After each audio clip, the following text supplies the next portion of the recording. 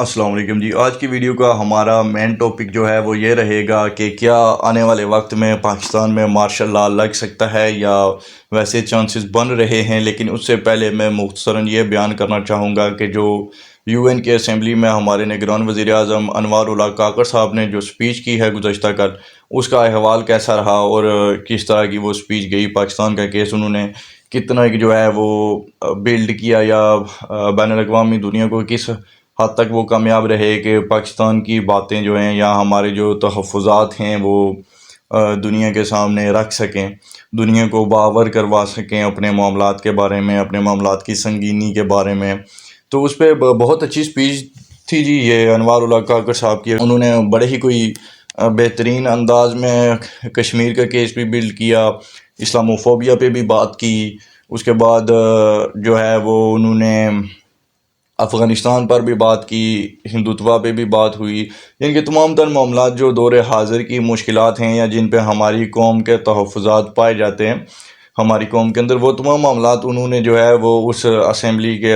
سامنے بیان کیے ہیں اپنی سپیچ میں، اور بہت ہی بہترین طریقے سے پاکستان کا کیس بلڈ اپ کیا ہے۔ تو اس پر ایک بات میں ضرور کہنا چاہوں گا کہ عمران خان صاحب کے دور میں جب انہوں نے وہاں پر سپیچ کی تھی اور کشمیر سے زیادہ وہ اسلاموفوبیا پہ بات کرتے رہے تھے، تو ہمارے یہاں پر بہت سارے جو پی ٹی آئی کے ووٹر سپورٹر یا ان کی ٹک ٹاک بریگیڈ ہے جو تھی، وہ بہت زیادہ ان کے چھوٹے چھوٹے کلپس کاٹ کے وائرل کرتے تھے اور کہتے تھے کہ آج سے پہلے کبھی کسی نے ایسی بات نہیں کی تھی، یہ خان کی پالیسیز ہیں وغیرہ وغیرہ۔ تو ایک تو یہ بات اب آپ سمجھ لیجئے کہ جو یو این کی سپیچ ہوتی ہے اس میں جو بھی باتیں ہوتی ہیں وہ ریاست کی پالیسی ہوتی ہے،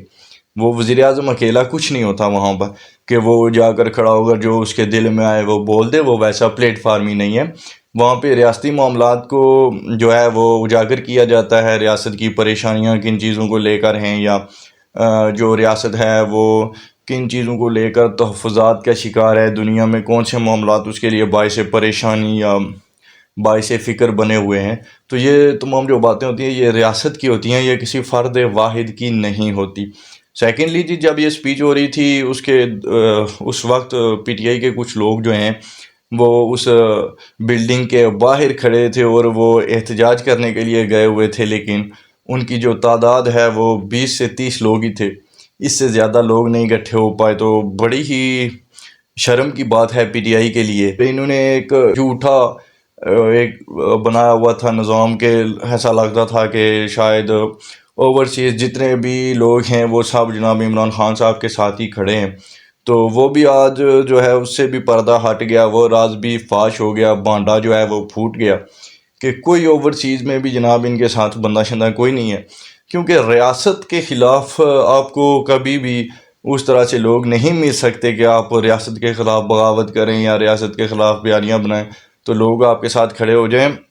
اتنی آسانی سے نہیں ہوتا۔ سیکنڈلی اس کا بہت زیادہ نقصان یہ بھی ہوا ہے کہ جب عمران خان صاحب کے دور میں کشمیر کے جو معاملات تھے، جموں اینڈ کشمیر کے جو کچھ مودی نے وہاں پر کیا کہ آرٹیکل 371 اور 51A کچھ اس طرح کے تھے، کچھ 2 آرٹیکلز جن کے تحت کشمیر کو ایک آزاد ریاست کی سی تھوڑی بہت حیثیت حاصل تھی، تو انہوں نے وہ سب چیزیں ختم کی تھیں عمران خان صاحب کے دور میں، اور تب سے عمران خان صاحب پر جو ہے وہ کشمیر فروشی کا الزام لگتا آیا ہے۔ اور انہوں نے آج جب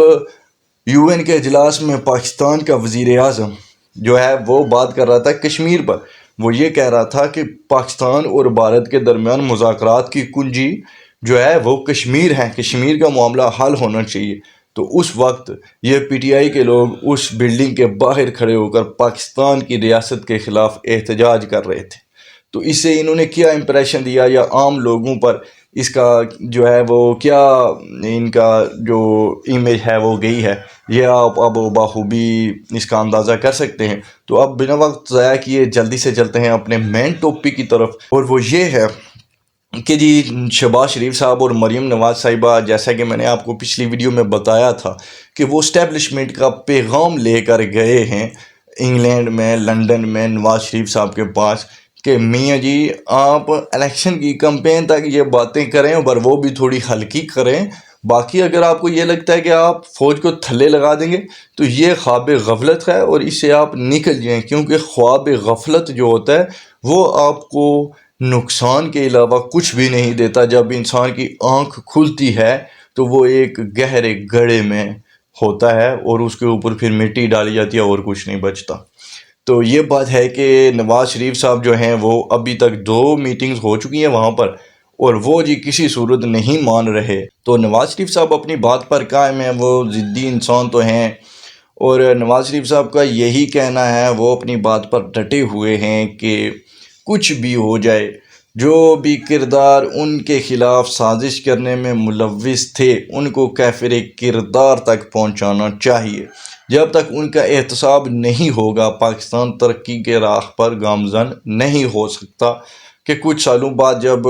پھر پاکستان کی معیشت ٹھیک ہو جائے یا جو معاملات ہیں وہ درست سمت چل نکلیں تو پھر ان کے خلاف کوئی سازش کی جائے، پھر ان کو ریموو کیا جائے. تو اس لیے نواز شریف صاحب اب چاہتے ہیں کہ فوج جو ہے وہ اپنا کردار کم کر دے ملکی معاملات میں. تو ویسا تو ہوتا ہوا نظر نہیں آتا، البتہ ویسے چانسز ضرور بنتے دکھائی دے رہے ہیں کہ اگر نواز شریف صاحب اپنی ان باتوں پر قائم رہتے ہیں اور واپس آ کر 1 سال تک وہ حکومت کر لیں، اور اس کے بعد وہ پھر سے جس طرح انہوں نے پرویز مشرف صاحب کے خلاف تب خصوصی عدالتیں بنوا دی تھی اور معاملات شروع ہو گئے تھے، تو اگر اس بار بھی انہوں نے ویسا کرنے کی کوشش کی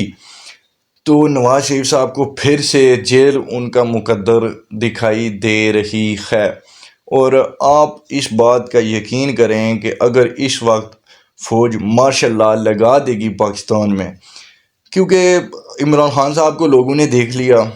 پی ڈی ایم کی حکومت کو لوگوں نے دیکھ لیا، اب صرف ایک نام بچا ہے جی نواز شریف، جو کہ خود ادھر باہر تھے. حالانکہ نون لیگ کی حکومت تھی، اگر آپ عملاً طور پر دیکھیں تو بہت سارے لوگوں کو میری یہ بات بری لگے گی، لیکن حقیقت ہے کہ جماعت کی حکومت ہوتی ہے، فرد واحد کی حکومت نہیں ہوتی. لیکن پھر بھی نواز شریف کا ووٹر سپورٹر پاکستان میں پایا جاتا ہے، اس میں کوئی شک والی بات نہیں. لیکن آپ تصور کیجئے کہ اگر نواز شریف صاحب پاکستان میں آتے ہیں، ان کو حکومت بھی مل جاتی ہے اور 12-13 مہینوں تک اقتدار میں رہنے کے بعد بھی پاکستان کے حالات نہیں سنبھل پاتے، کوئی خاطر خواہ ہم مہنگائی کو نہیں گھٹا سکیں یا باقی بھی جو معاملات ہمارے جس طرح سے چل رہے ہیں ریاست کے. آپ کو پتہ ہے کہ ہماری ریاست ہمیشہ ہی اب تقریباً 2-3 سالوں سے یہی چلتا ہے کہ ہر سال بعد ہم اسی کشمکش میں ہوتے ہیں کہ اگر یہ قرضہ IMF نے مانگ لیا، ادھر سے چائنا نے مانگ لیا یا امریکہ نے کوئی ہمارے پیسے مانگ لیا واپس، تو ہم دیوالیہ ہو جائیں گے، ہمارے پاس اتنا دینے کے لیے قرض ہی موجود نہیں ہے. تو کہ نواز شریف صاحب بھی 1 سال میں مجھے تو نہیں لگتا کہ وہ ملک کو جناب کوئی پاکستان چاند پہ پہنچ جائے گا، ویسا تو ہوتا دکھائی نہیں دیتا کیونکہ کچھ گراؤنڈ ریالٹیز بھی ہوتی ہیں. تو اگر 1 سال بعد نواز شریف صاحب بھی 1 سال تک وزیر اعظم رہ کر معاملات کو کنٹرول نہیں کر پاتے اور وہ اپنا یہ بیانیہ بھی اسی طرح سے رکھتے ہیں اور فوج آ کر مارشل لاء لگا دے، اور آپ کو پتہ ہے جب فوج مارشل لاء لگاتی ہے تو وہ پھر جتنے بھی یہ مافیاز ہوتے ہیں ان کو ڈنڈے کے زور پر کنٹرول کرتی ہے. اور اگر اس مارشل لاء میں چائنا اور رشیا جو ہیں وہ سپورٹ کرتے ہیں پاکستان کی ریاست کی، جس طرح سے افریقہ کے کچھ کنٹریز میں مارشل لاز لگے ہیں، لیکن وہ کیونکہ وہ ویسٹ کے خلاف ہیں، وہ فوجی حکومتیں جو وہاں پہ بنی ہیں، تو اس میں رشیا نے بہت بڑھ چڑھ کر سپورٹ کی ہے ان حکومتوں کو. کیونکہ یہ جو بڑے پلیئر ہوتے ہیں نا جن کو ہم عالمی طاقتیں بولتے ہیں، رشیا، چائنا، امریکہ، ان کی اپنے ذاتی مفادات کی جنگ ہوتی ہے، پروکسی وارز ہوتی ہیں، جو یہ چھوٹے چھوٹے ممالک میں ایک دوسرے کے خلاف لڑ رہے ہوتے ہیں. تو چائنا اور رشیا جو ہیں وہ وہاں پہ جمہوریت تو ہے نہیں، وہ تو 1 پارٹی رول کو مانتے ہیں وہ ممالک. تو اگر پاکستان میں بھی وہ کوئی ایسی حکمت عملی تیار کرتے ہیں یا مارشل لاء لگوا کر اس کو سپورٹ کرنا شروع کر دیتے ہیں تو پاکستان کے حالات تو بہتر ہو جائیں گے. کیونکہ جو چائنا کی لوبی ہے اس وقت دنیا میں، مڈل ایسٹ کے کنٹریز بھی ان کے ساتھ ہیں، سعودی عربیہ ہو گیا وہ بھی ان کے ساتھ ہی ہے. تو بہت ہی معاملات جو ہیں وہ سنگین ہوتے جا رہے ہیں دنیا کی، پوری دنیا کے اس وقت. لیکن نواز شریف صاحب کو یہاں پر یہ ضرور سوچنا چاہیے کہ کیا وہ اداروں کے خلاف لڑائی جو ہے، اداروں کے خلاف جنگ افورڈ کر سکیں گے ایسے حالات میں. مجھے تو نہیں لگتا کہ یہ جنگ ان کے فائدے میں جائے گی۔ اگر وہ واپس آ کر 1 سال کا اقتدار لیتے ہیں اور اس کے بعد پھر سے مشکلات کا شکار ہو جاتے ہیں تو اس سے ان کے لیے یہی بہتر ہے کہ یا تو پھر وہ وہیں پر بیٹھے رہتے، پاکستان ہی نہ آئیں، تو یا پھر کمپرومائز کر لیجئے۔ آپ دیکھیں کہ جب فتح مکہ ہوئی تھی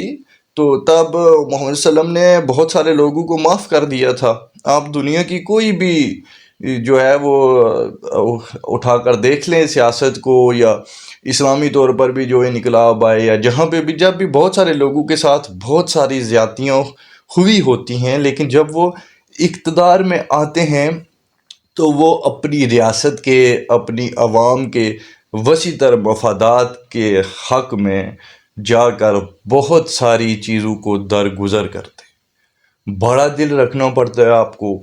بہت سارے لوگوں کو معاف کرنا پڑتا ہے۔ اگر آپ ایک گھر کے سربراہ ہونا تو آپ کے جو بچے ہیں، ہو سکتا ہے ان کی بہت ساری باتیں آپ کو جو ہیں وہ ناپسند ہوں، ہو سکتا ہے انہوں نے بہت ساری باتوں میں نافرمانی کی ہو، لیکن جو گھر کا سربراہ ہوتا ہے وہ ہمیشہ اپنی اولادوں کو معاف کرتا ہے اور پھر ان کے سر پہ جو ہے وہ دست شفقت رکھتا ہے، اور اس طرح سے ہی ایک گھر کا بھی نظام اچھی طرح سے چلتا ہے۔ گھر پھلتا پھولتا ہے، معاشی لحاظ سے، معاشرتی لحاظ سے، ہر لحاظ سے وہ ترقی کرتا ہے، وہ خاندان بھی۔ اور یہی بات آپ ایک کنٹری پہ بھی اپلائی کر سکتے ہیں کہ ملک بھی اسی طرح سے ہی چلا کرتے ہیں۔ تو یہ جو ضدی بچے والی یہ جو نواز شریف صاحب نے یہ جو حکمت عملی پکڑی ہوئی ہے کہ نہیں جی ان کا احتساب ہونا ہی چاہیے، ان کا احتساب ہوگا، تو ایسا نہیں کرنا چاہیے۔ ان کو بڑا دل رکھنا پڑتا ہے، بڑے معاملات کے لیے بڑے لوگوں نے بڑے دل رکھے ہوتے ہیں۔